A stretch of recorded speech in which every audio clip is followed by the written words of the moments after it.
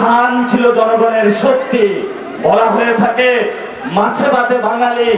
এখন তারা আর ভাত চিনে না, ধান দেখিয়ে জনগণকে তারা এখন ফ্রেঞ্চ ফ্রাই খায়। এই হলো বাংলাদেশের এখন রাজনীতি। আমরা বাংলাদেশে ভবিষ্যতে এই সব ধোঁকাবাজ, চাঁদাবাজ, টেন্ডারবাজ যারা রয়েছে, দুর্বার আন্দোলন জনগণকে সাথে নিয়ে গড়ে তুলবো ইনশাআল্লাহ।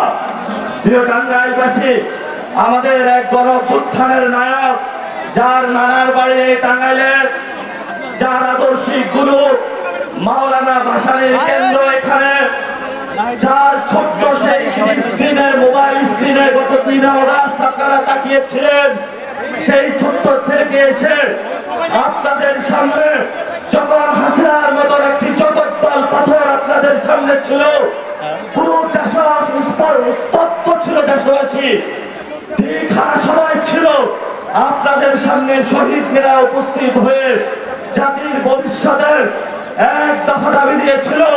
সেই লোকটি কি আপনাদের স্মরণ আছে? ভবিষ্যৎ বাংলাদেশ গঠনে বাংলাদেশের 64 জেলার যার নেতৃত্বে জাতীয় নাগরিক পার্টি এনসিপি দেশ গড়তে এখনো সেই একই কর্মসূচি চালিয়ে যাচ্ছে। সেই অংশ হিসাবে আমাদের গণঅভ্যুত্থানের মহানায়ক, এক দফার ঘোষক, যার নানার বাড়ি টাঙ্গাইলে, যার গুরুর বাড়ি টাঙ্গাইলে, আপনাদের টাঙ্গাইলে উপস্থিত হয়েছেন